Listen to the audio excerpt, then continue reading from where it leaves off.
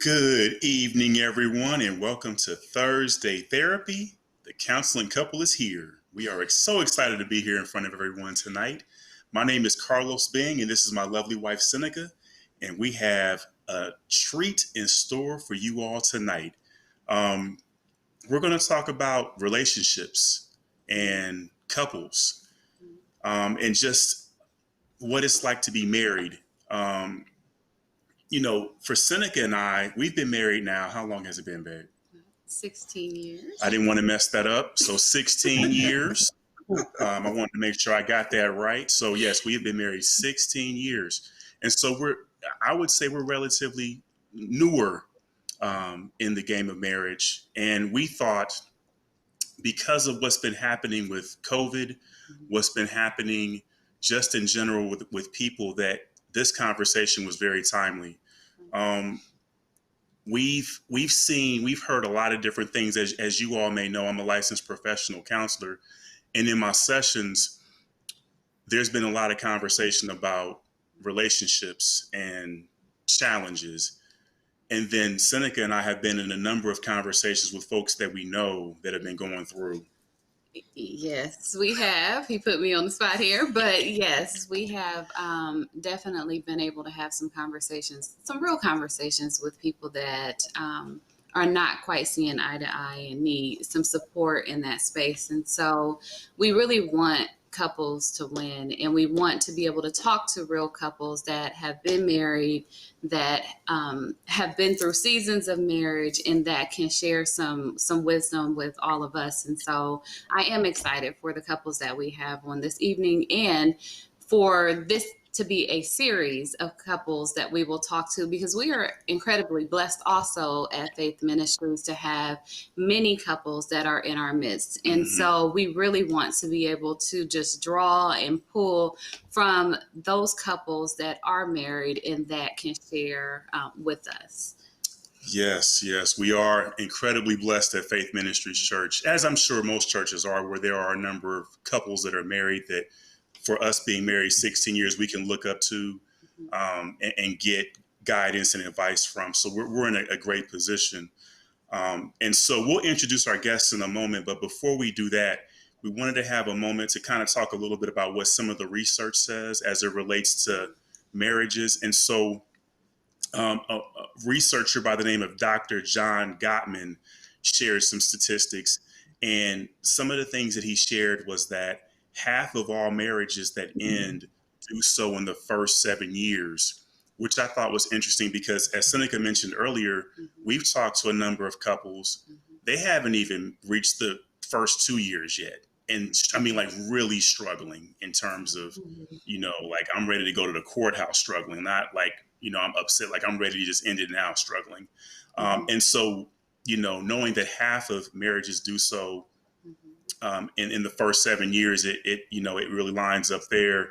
And then it also says that 69% of conflict in relationships is really about unresolved perpetual problems. And that leads back to that lack of communication that is so incredibly important as couples. We got to be able to talk to one another, even if it's something that we might feel is silly and it's difficult to talk about. We have to be able to communicate with one another. And I believe that's why that 69% is so high, because there's these unresolved, these residual feelings that last for years that just are not discussed. And then finally, a point that was shared is that the average couple waits 6 years before seeking help for marital problems.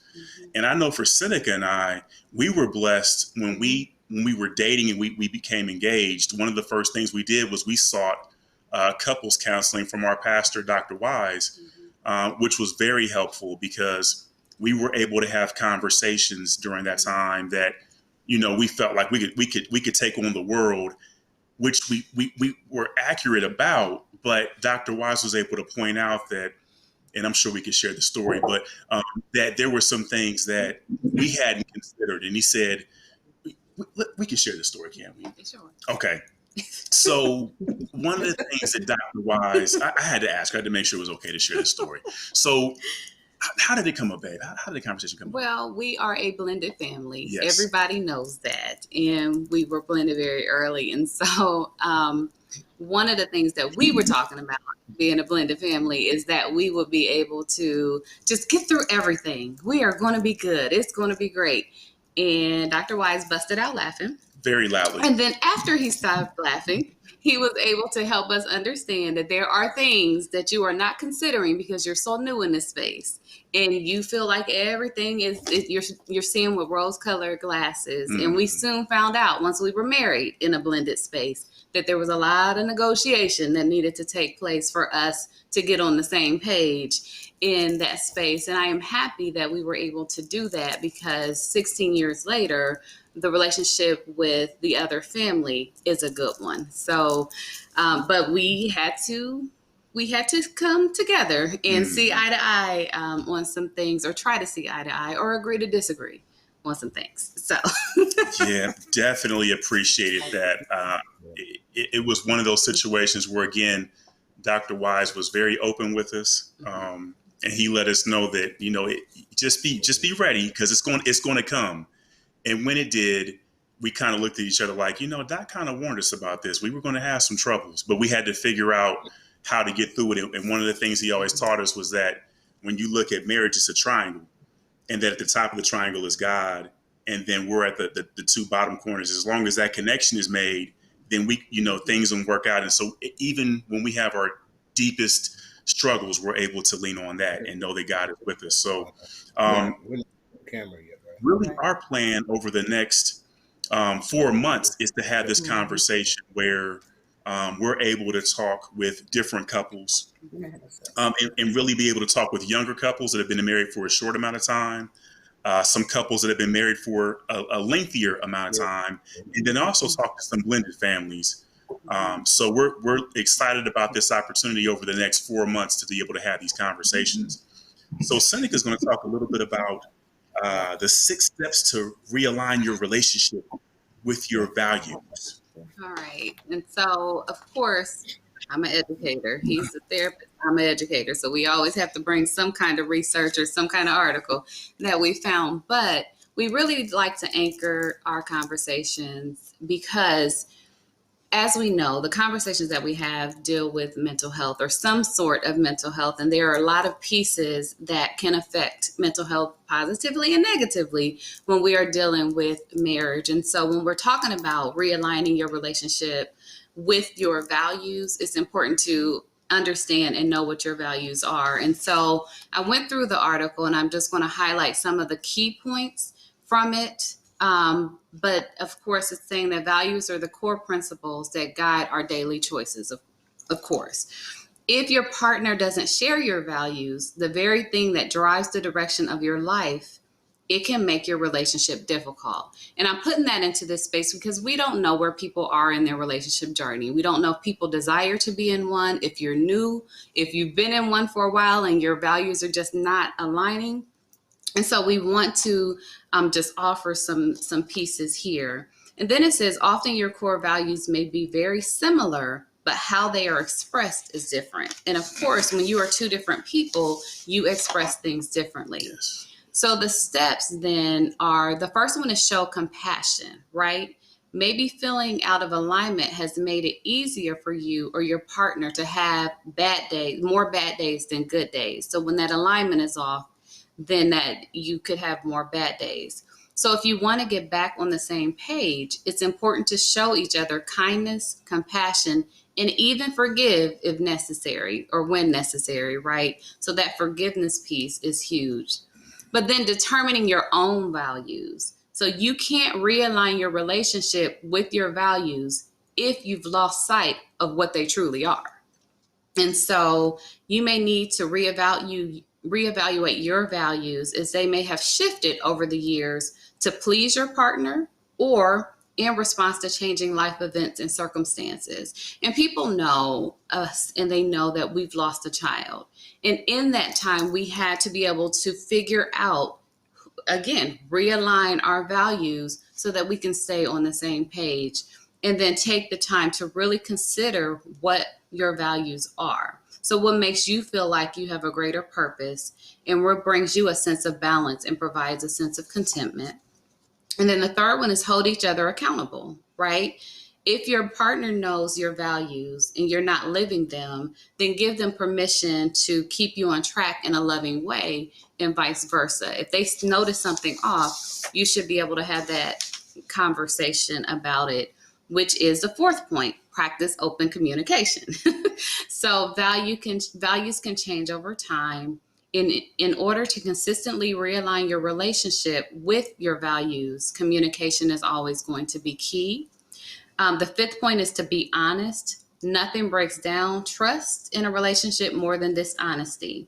So if you keep your concerns to yourself, you won't be able to hold them in forever. And then you'll be unable to be authentic with your partner. It may even build that resentment and hostility. And so being honest and opening your relationship is important. And then finally, number 6 is finding fulfillment. So ask yourself and your partner what makes them feel most fulfilled in life, and then having regular discussions about the core things that are truly important to you can help your relationship align with those purposes. So I just wanted to share some of those things so that we can kind of hear and think about those as we are thinking about our own relationships and our own values, and then how that comes together with your partner. Cool beans. Well, thank you for sharing that. So I think now we've kind of gone through what I'll call our lecture. Now it's time to get to the meat. It's time to get to our panelists. We're, again, being at Faith Ministries, we have several couples that we could have chosen from, but when Seneca and I were thinking about who we wanted to reach out to, we both drew up our individual lists, and we compared notes and found that we had similar names on our list. And two that came up, Bob and Judy Cunningham, and then Michael and Marcia Childs. And so we want to welcome them both to the panel this evening. Hello, family. Hello. Hello, people. How y'all doing? So we have a series of questions for you all just to get the conversation going. I'll start with a warm-up question, and I'll start with the Childs family and then go to the Cunningham family. So Michael and Marcia, if you wouldn't mind sharing a little bit about how long you've been married and when and how did you meet? Well, good evening, and thank you for having us. We have been married 33 years, and we met on the campus of Central State University. We were freshmen. It was the first quarter. We were in a class together our very first quarter. We were not instantly attracted to each other. He had this big afro and walked around on campus and sat in the back of the class, and I sat in the front of the class. So I never thought we would, have anything in common, because I was a front seater and he was a back row.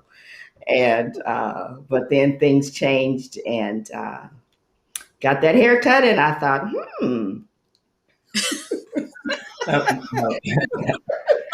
So I'd like to add on to that. I was not back row. I was not sitting in the back row. I like numbers, so if you were to count from the back and count, I was about in the middle. So I sat in the middle. And as she said, we were not instantly attracted to one another.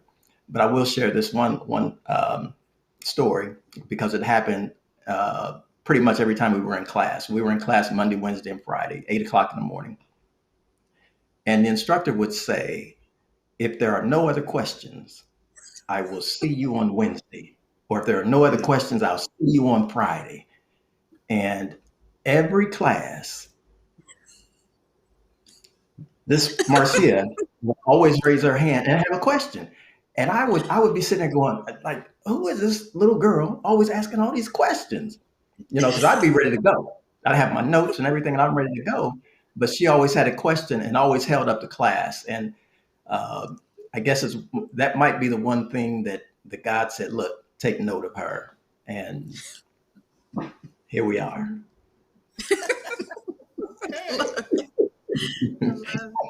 I love it. That's awesome. She would be Cunningham one. family. Yes. They're laughing at us. No, we We're are. laughing with you. We're laughing with you.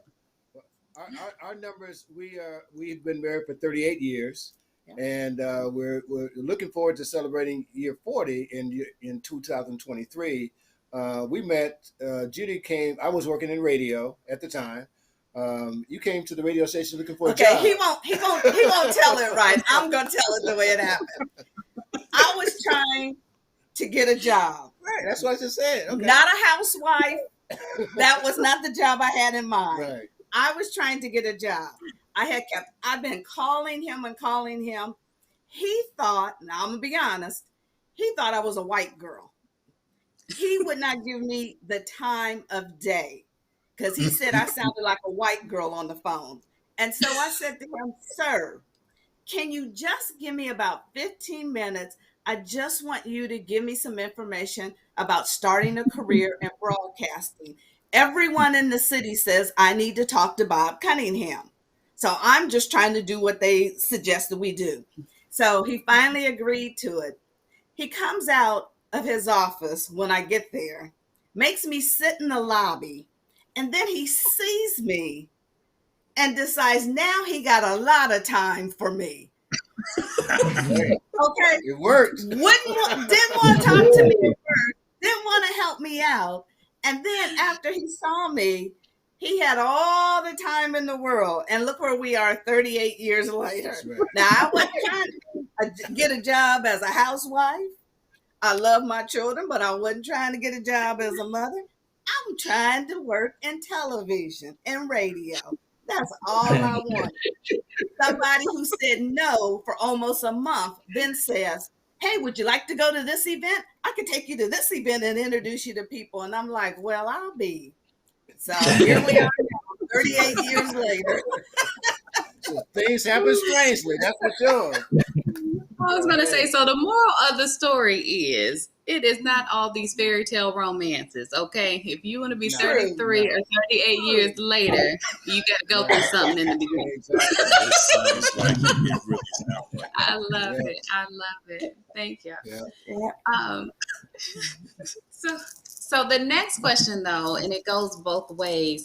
How then did you know that she or he was the one? Because I'm sure you've been in relationships. Y'all are nice looking people. You've been, in relationships before. So how do you know that that person is the one? It's a process. I mean, I think you realize in life that, you're tired of going through changes. You want to meet somebody that's, spiritually yoked to you, that you have a comfort zone with, that you can talk to. And it has similar goals. I mean, with her interest in broadcasting, that gave some means of conversation. She went, eventually went to Channel 4. Both of us worked at Channel 4. Both of us stayed in communication. We stayed in the marketing space for a while. So we began to have similar directions, so to speak. And it just seemed to be, the fit seemed to continue on. And so it's just it's a process that you go through in life. I mean, like you say, yeah, we meet a lot of people and that kind of thing, but sometimes you realize that this is the best person to help you get to the next level in life. And this is the next person that's going to really support you and be with you, and that you can support as well, too. It wasn't about, who had more money, who had this, who had that, but you just began to feel just a sense of connection, that this is the person you want to spend the rest of your life with. I mean, and I remember, I think was it over Mike and I think Mike and Sharon's house when I gave you that engagement ring, I think it was. Yep. Yeah. And, kind of a surprise there. I mean, so we had a lot of friends out there, and, I mean, I wasn't able to buy the most expensive ring, of course, at the time. Money was tight for all of us, but, you make that step, and we, and I began to also, I met her parents. We began to, hang out with, and that's key. I mean, when you like the in-laws, that made a major difference. I mean, it really did. I mean, I got along very well with mom and dad, and sometimes I got along better with mom than I did with Judy. So that really made a difference. so it was cool. I mean, because you can't when the in-laws are bad, you got a real serious problem. But I really got along with the in-laws. Howard and I, talked a lot about sports and all that kind of thing. And so just the process continued in a very positive way. So it made sense. Mm, thank you. That's awesome. And what about you, Judy? What are your thoughts? I think also the thing that really helped too is that, as he said, we got engaged with a lot of friends around, and I think that helped as well because our entire village seemed to all have the same feeling about him, and vice versa. Um, we did have a lot of similarities, but on the other side, we still have a lot of differences as well. They say opposites attract, and I think that helped us a lot. But I think also because we both had the same interest in broadcasting, we've it's been interesting because we've both done the same thing in work, all through the years that we've been together, and so even when you try to make an effort not to do the same thing, we still seem to come back together and do the same thing. He now, just to give you an example, he now sells insurance and works for State Farm. I was a State Farm agent. So it's interesting with us how we just keep coming back and doing the same thing. And we're able to help each other because we've both had that experience in all of our different aspects of life. That's awesome. Mm-hmm. Mm-hmm. That's awesome. Thank you. Thank you. What about the childs? I think for us, well, for me, because I had no intention on getting married, having children, any of those things. That was not my goal in life, just based on relationships that I had seen from people within my family. So that was not a goal of mine. So when we first started dating and hanging out, I really didn't think about that. But I really felt the Lord started just showing more connection. We just started having things in common, and it just seemed different with him just than other people that I knew. And so other thoughts just started thinking, well, maybe this could be. And he was pretty steadfast and solid. And so that was attractive to me. Did you want to add anything, Mr. Childs? Yes, and she talked about my hair early on. So I had got my hair cut down into, it was like a shag. And I think she really liked that shag haircut that I had.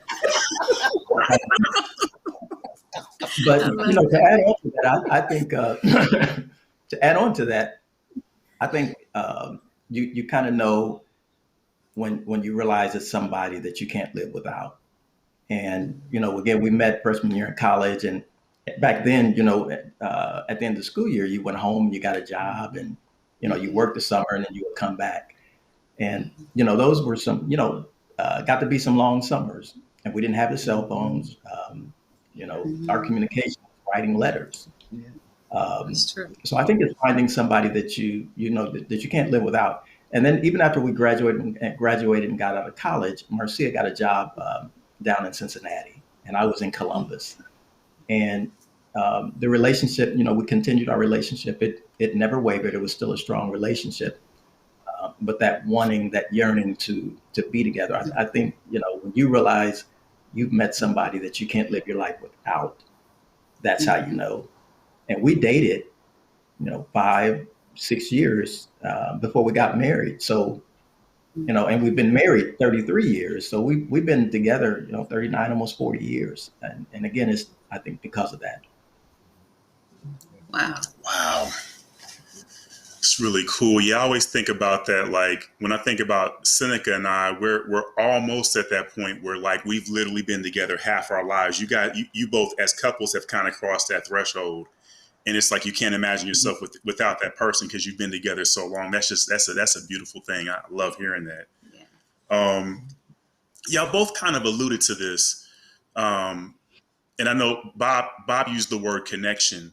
I want to flip it to the communication piece because y'all were talking about this a little bit, and I'll start with the Childs family. But how important is communication in relationships? I mean, we talked about it a little bit with the research and the stats, but from your perspective and from your experience, how important is communication in the relationship?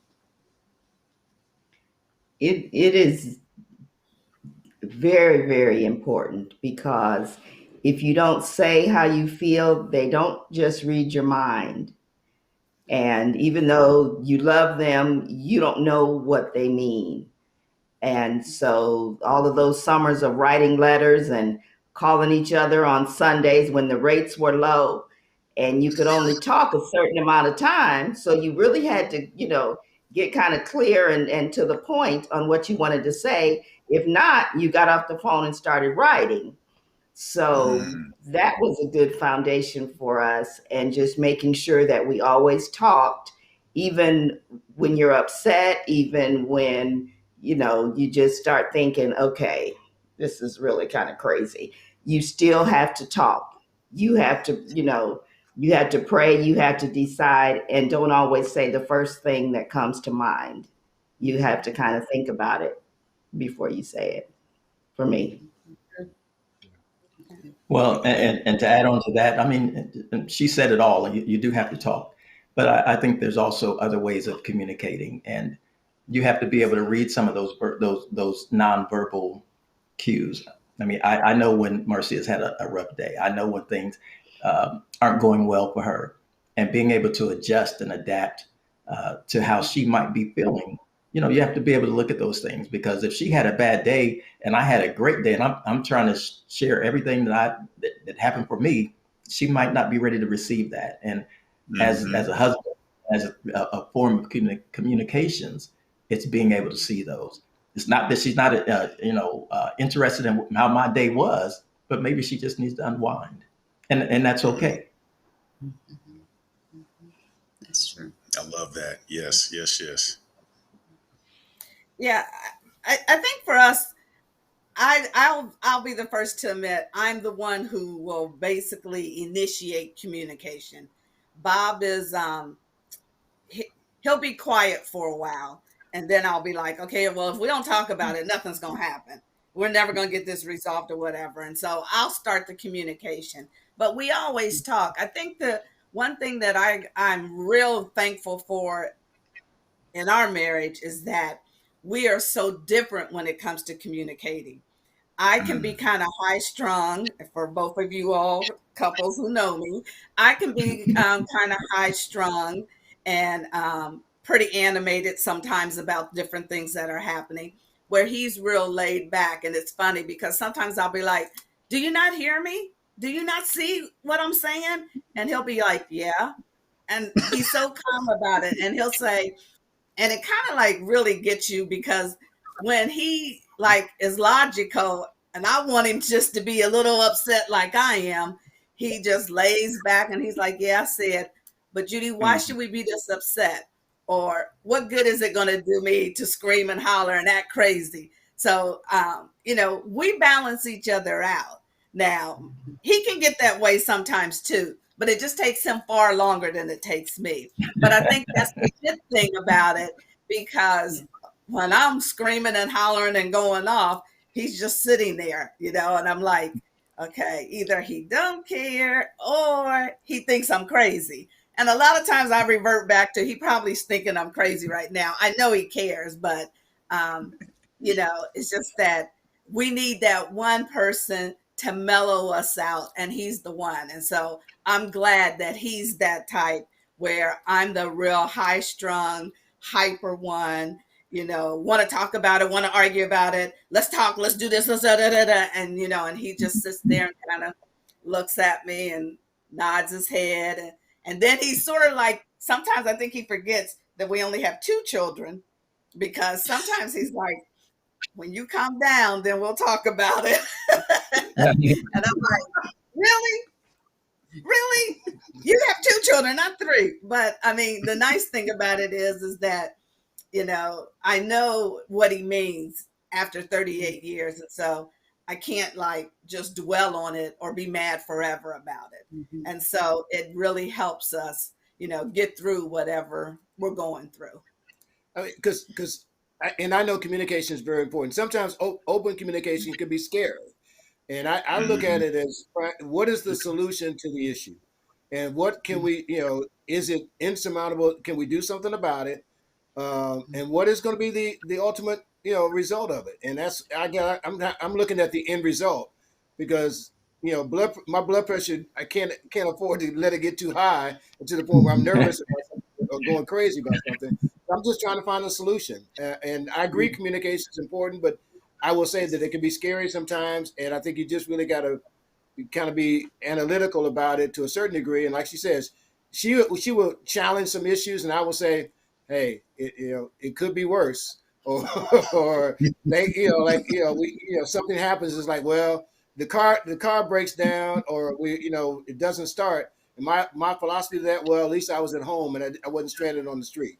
So I mean, I'm looking at it from a different angle a lot of times than what Judy is, even though ultimately I'm going to make sure that as a family we're taken care of. And ultimately, if that end communication means that we got to resolve this issue, I'm looking at a resolution more so than continuing the communication of the issue. Well, Michael's y'all our just help. calm and mellow one over here. He just stays calm and like Judy, I want to see a reaction. Okay, come on, are you upset about this too? But he usually just stays nice and calm and lets me kind of finish and then I'll say, okay, what do you think about this? And he's like, what's to think? It's already, resolved, or I already have an answer. And I just want to, have a little bit more discussion sometimes.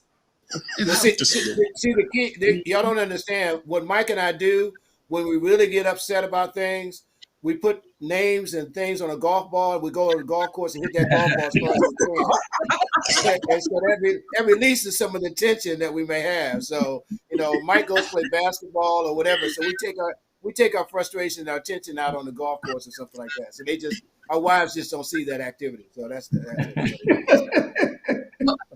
Well, one thing about it is I think we're going to get the 33 years and then 38 years because y'all just described our household, okay? Yeah. He is Hey. the calm. What you see is what you get. And That's so, right. and I'm glad to hear I'm not alone in wanting a little more animation in Yep. certain situations. So Yep. that is awesome. Thank you. You just helped us. You helped me. You are not alone. That's right. And just being able to laugh about it, That's right. That's just right. laughing when it's over is Right. always a good time. Right. Exactly. Yes. Exactly. Yes, he's always like, you need to calm down for your little heart because Mhm. you just too animated right now. And I'm like, what?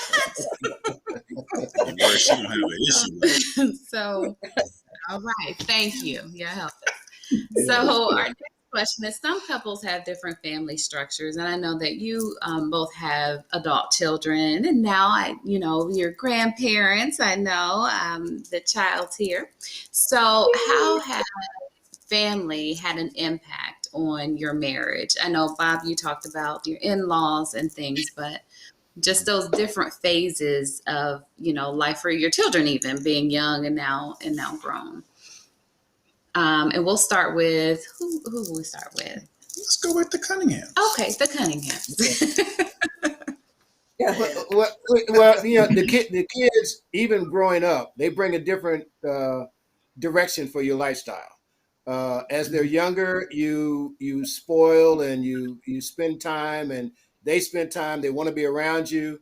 You want to be around them. As they get older, you don't see them much. They don't they don't want to be around you until it's time for them to need money or do laundry or something like that. So you have to mentally accept the fact that you love them. And one of the things that I do, and Judy doesn't do this as much as I do, I still have conversations with both Justin and Simone. And my point to that conversation is I want to know what you're doing and how we can support you. And the scary part about it is, unfortunately, is because of the way our society is right now with, and I have to bring it up with the homicides, the killing, and everything else. when something happens in our community, I immediately call them or I text them. Are you guys okay? Is that in your area? Is that in your neighborhood or whatever? And so I know it sounds protective or overprotective, but it's still just a crazy society now as compared to when they were growing up and when we were all growing up. And so I still talk to them as much as I can. I probably probably talk to Simone more than I talk to Justin sometimes. But I'll go to his games and still I want to have once a month meetings with them just to say, let's be open. Tell us what's going on. Cause I don't want them to hold back anything. I want them to still feel as if they can come to us and talk to us about anything, good, bad, or otherwise. And so I want to have that open door conversation, even as they're getting older. I want to know what's going on without getting too nosy into their life. And so I just want them to know that we're still there for them. They're still gonna come over and do laundry when, and ask for money. I know that, asking for a little bit of money, it changes. The values have changed where they used to ask maybe for $10 or $15. Now it's $100 or $200. So you gotta have that. You gotta know when to say no and that kind of thing. Or oh, we don't have it this time, or whatever the case may be. So the values have changed, but still, I want us to have that element of communication and that connection, so that they know that we're going to give you your space. You're off on your own, but we want to make sure that you know that we're there for you when you need us.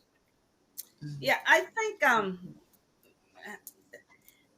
when they're small and they're growing up and you have that relationship, you're there, they need you, and they're always there and you're always there for them. And then once they start to grow up, meet other people, decide that, this is how their life's going to be. It's an adjustment, I believe, for the parents. I think, once both kids went away to college and came back, it was an adjustment for us, because one of the things we realized is that they don't need us like they used to. Their needs have changed, and they're not as frequent as it used to be when they lived here under the same roof. Now, he has his talks, and he's the one that's always calling family meetings and things like that. And so we just let him keep doing that. We try to have meetings. We try to get them to do things on a regular basis. I'm gonna be honest, that don't always work. We tell them we're gonna have a family dinner once a month on Sundays. That lasts maybe a month, and then after that, well, Mom, I got something to do, and we got to do this, and so you have to, as the parent, learn to adjust.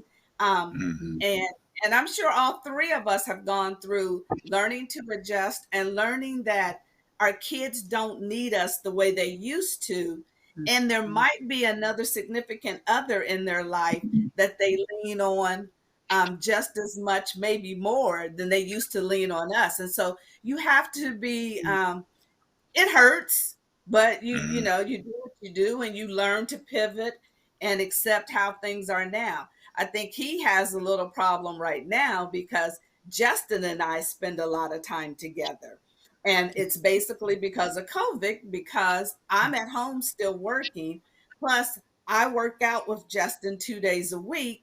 So I see Justin almost every day because he works up this way. And so when he's finished doing his personal training, before he goes to coach his football team or go to his other job, he just comes and hangs out here with me.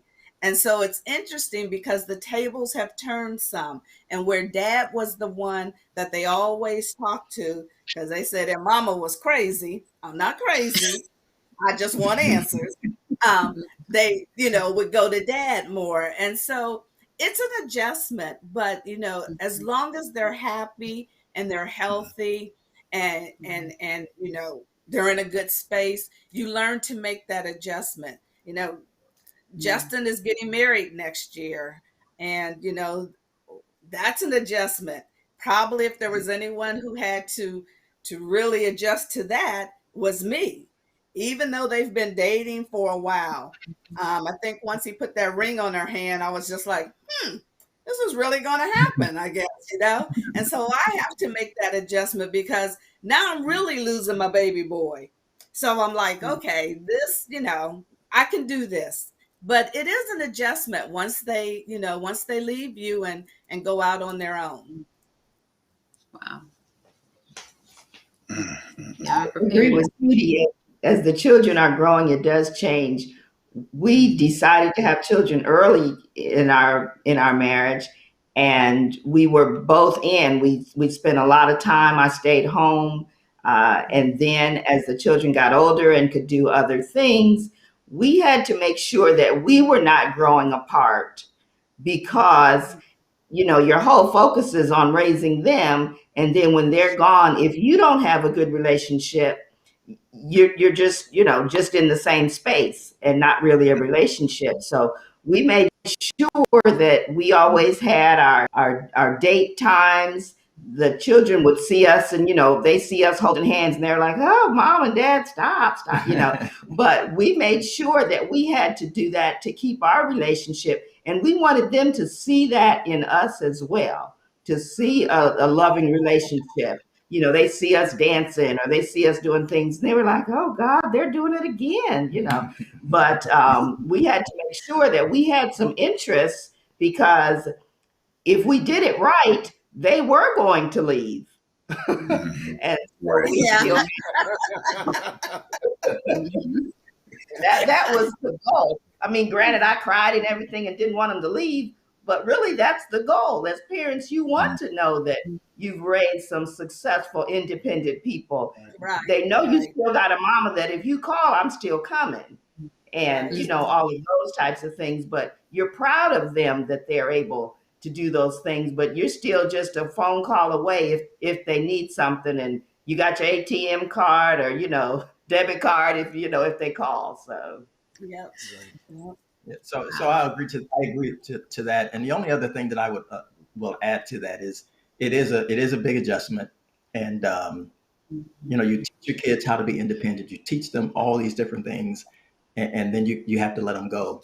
And I remember I was at church talking to Brother Ricardo Murph, and he was asking how was Aaron. Aaron had started off to college. Ashley was still at home.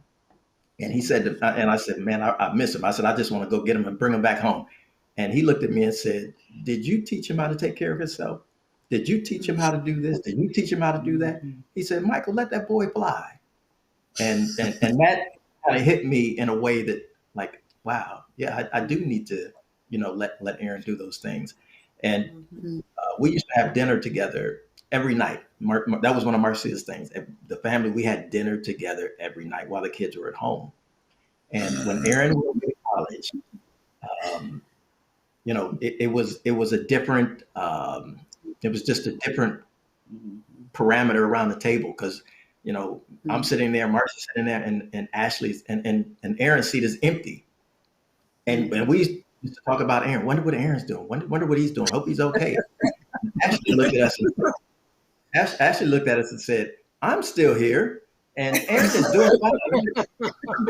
Aaron's doing fine. I talked to him earlier today. He is fine. And Marcia and I looked at us saying, wait, did you talk to Aaron? I didn't talk to Aaron. But Aaron and Ashley talked often, and we didn't know it. So it changes the just the structure of your family, but in a good way. And then Ashley left and went to college, and now it's me and Marcia sitting at home for dinner, and we talk about the kids. And now we talk about our grandchild. Yeah, grandchild. That's right. Congratulations! Wow. Again, we're supposed to be asking the questions, but y'all, this is a real therapy session for us. So thank you. Because we're on the precipice. Because we are. Because we have a 12th grader and 11th grader, and so now we are right where you're talking about, and it's like, oh my goodness, I'm teary-eyed just watching all this stuff happen. And so you'll be having that same conversation with him very soon about letting Jalen fly. Yeah, let him fly. I'm He'll going to be leave him fine. off for that one. It'll be fine. That's right. Yep. Yep, they'll be fine. Oh, Yeah. man. That's right. Your prayer life will change, but they'll be fine. Definitely. Yes. Definitely. Yes. Yes. Definitely. Yeah. Yes. But that's kind of where we were going to go next a little bit was, obviously we're all God-fearing individuals. We're all in church. And, when you talk about prayer, which is very important, that really helps you get through, obviously. And we know that. How has your relationship with God helped to keep your marriage together? We'll start with the Child's family, and then it goes to go to the Cunningham family. But yeah, how has your relationship with God kept your marriage together? I think just constantly praying for each other and making sure that you know and believe that your partner is going to be praying. I know Michael prays for me every day, and I pray for him every day. And we got to a point in our marriage where we started praying so we could hear those prayers. We talked about them a lot and we knew they were there, but now we're at a point where Michael hears me pray for him and I hear him pray for me, and that has added a different dimension of our lives as well. That's awesome. Right. And prayer is key. I guess I think about how God put Marcia in my life. Then I'd be a fool not to continue to pray to God and thank Him for that. And Marcia talks about us praying out loud so that we can hear each other pray out loud. Now, when she first came to me and said, "I want to do this," Oh, there she goes with one of those ideas again. yeah, there she goes with one of those ideas. And at first I said, "Well, why do you want to do that?" I mean, but it's growth, and it's helped tremendously. And all I can say is just keep God in your lives, continue to pray, and let Him take care of things. That's good. That's good. There you go. And I think a lot of it has to do with, in addition to what Marcia and Michael said, but also the fellowship that you have with other people helps tremendously. I mean, let's face it, if you are around other people that are, pray a lot and involved in the church. I mean, we've been in church. I mean, we started off in two different locations because, Judy belonged to Mount Hermon at the time. I belonged to Shiloh at the time. I used to come, she would be at Shiloh, and I'd come after her at my radio show or something like that. But I think from the standpoint, you got to be around some other people that are also spiritually yoked as well too. I think if you hang around folks and not have a fellowship with other people that are godly, in their life, it makes it real difficult for you. I mean, being involved in the church, we've been involved in the church. I mean, in a variety of different ways. But I think our faith in God and our fear, what God may do to us if we don't do the right thing, I think it makes a difference. But I think having people and having fellowship. I heard a gentleman talk the other day. I won't mention names and that kind of thing, but he talked about the fact that he needed to change his friendship. And a lot of times we've talked about this in our AC groups before. Sometimes you got to let some people go. Sometimes you got to get away and get from around certain people in order to get yourself to a certain point in life. And you got to be willing to say that and be willing to do that. Because some people are not in the same direction that you are and will pull you in a different direction. And sometimes you just got to simply say, hey, I need to pull away from this group. I need to do something different. And I heard a pastor friend of mine say one time, if you got more than 3 friends, then you got too many. You can have a lot of acquaintances, but you got to, having true friendships and having true people that will tell you what you need to hear and not what you want to hear. And those kind of things. But I think it's real key to not only just go to church. We can all go to church. We can all look at it online. We can all be in the church from 10 o'clock to 2 o'clock or whatever the time may be.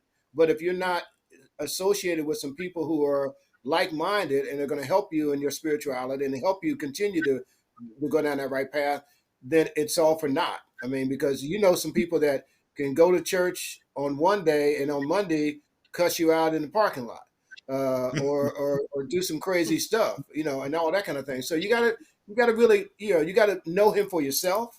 and you got to know and understand that, you got to do the right thing that is going to be the right thing, that what God would want you to do. And that whole thing of, what would Jesus do was kind of a fad for a while, but you also sometimes say it to yourself, what would Jesus do in this situation, and how should I handle this, knowing that what's the outcome, and if you're going to ask God for certain things, you got to be willing to do what He wants you to do as well too. Mm-hmm. Yeah. One of the things that I think God has really blessed us in this marriage. And early on in our marriage, we all know that Bob used to do, a gospel radio show. And I remember one Sunday, they had an anniversary program for him. And during this anniversary program, they asked me at the end if I would like to speak. And so I remember standing up and saying to the congregation that was there that I just need you all to know that he doesn't do this for show. He does this because this is his life and this is his walk. And, his mission is to bring people closer to God. And I said, even if the show was to end, we would continue to do what we do. And little did I know, I think, when I stood up in front of this church and said that, how true those words would become. Because even though, together I was going and, helping him with Gospel Caravan. And then when we stopped that, we took on leading Bible study groups for couples. We've done different type of Bible study groups at church together. And so we're always, seems like, doing God's work or attempting to do his work as we continue this walk. And so I think, or I know that if we didn't have that as our foundation, we wouldn't have made 38 years. But because we do have God as the center of this marriage, we have seen 38 years, and with God's blessing, I won't say 38 more, but some more anyway. Yes. And let me add to this and not take it too much. It's a continual journey, and it's a continual process. It's not something that, no matter how you may feel and how many times you pray and how many days, I'm not diminishing the need for prayer, but it is a journey. It is a journey that has ups and downs, goods and bad, and you just got to be strong enough to know and be willing to ask for forgiveness, because you're gonna make some mistakes. I mean, ain't no sense in us sitting here in this therapy session making people think, oh, 38 years it's been rosy. No, it's been some challenges, and so therefore, it's something that you got to just simply go through, and just pray and ask for forgiveness and patience and understanding and all those kind of factors in there, y'all, because it is a journey. It's something, if you're willing to go through it. Michael said it earlier, when you feel as if this is the person, we have our ups and downs, but thank God that she has hung in with me through my ups and downs of losing a job and not knowing what we were going to do. We thank God we haven't been homeless. Thank God we've had a roof over our head for a long period of time. I mean, but it's been a process. It's been a journey. So I don't want to give the perception that 38 years of bliss. It's been 38 years of challenges and opportunities that we are willing to go through. That's good. Thank you. Yeah, Thank you. that really is. Yeah. And we are thankful that you're willing to have this real talk, as we say, in these conversations with us, because people are under illusions, right? And they see you now and they're like, oh, we can just get there. And we see Micah Marcia holding hands or, line dancing and stuff, and Yeah. to be like that. But, you do have to realize that we are all people, we are all human, we all have our own relationships, and whatever those challenges are, hopefully we are willing to go through those together. So thank you for being transparent in this space and talking about that. we're not going to get to every single question, but what we will ask, one last or final question is, so when you look back over your years of marriage, what would you tell your younger, just married self? What is that? What would you say to that person? Seneca, I want to just say one thing that Bob said that was so true Yeah. about the people that you're around. And you cannot keep your marriage together if you just have any and everybody hanging around you. And you have to have some godly friends and other couples. And we're thankful that, you know, we've been able to have Bob and Judy to be mentors for us. And we've been in Bible studies and we've been able to talk and laugh and, you know, talk about the Lord. But I know if I had a problem, I could talk to Judy about it and she's not going to give me some advice that is, you know, you need to go out and do this, or you need to tell him that, you know, she's going to give me some godly advice. And so surrounding yourself with people that support your marriage, family and friends. And if they don't support it, they have to go. They have to go. That's right. So, you know, you have to just, you know, cut them loose. You love your cousin or your aunt, but they can't be around all the time if they're speaking negative and, you know, Ellie ain't no good and they all ain't no good. No, they have to go. And my friends from college all the way up know that I will drop them in a minute because, you know, this is the man the Lord sent me. So That's right. Mm-hmm. Yep. Absolutely. And he knows what Marcia taught me about we scratch eyeballs out and all of that. I was trying not to go there, Seneca and Judy. I was trying not to. I know you were. But no, this was mine. So, yeah. Y'all know me too bad. But you know what, though? And laughing about it, though, and you know, the three couples here, we've all been friends for years. But we do always tease Mike and Marcia. You know, we do line dance with them. And she's like, Judy, get to the back of the room and keep your eye on them. Don't let them look at Mike, and we'll laugh about stuff. But when we're all together, and the good thing about it is that we really do know, and we know whether I might not say it like Marcia does, we still are like minds.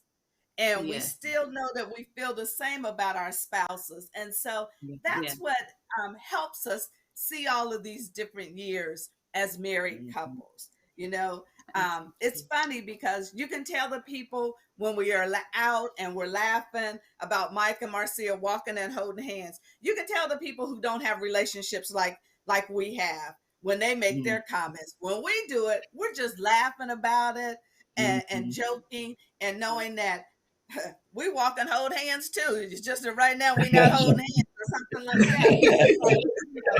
This is what keeps us, you know, keeps us all together, keeps us as couples, and most importantly also keeps us, as Marcia used the word, mentors, or at least friends that we can go to each other when we need to. And that's you know, great for us. Yeah. Yes. I will say there are people at church that are scared of Judy and Marcia, so they're not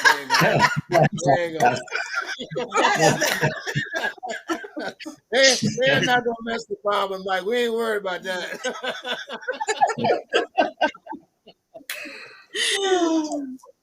It's Well, hilarious. listen, y'all, that's watching. These are my mentors, okay? No, well, we really, really just love and appreciate y'all for being here with us. This has been fantastic. Like we knew it would. We knew if we had to have some couples, we wanted to talk to y'all because we would learn, we'd be able to laugh, we would be able to just have a good time. So we truly appreciate you being with us this evening.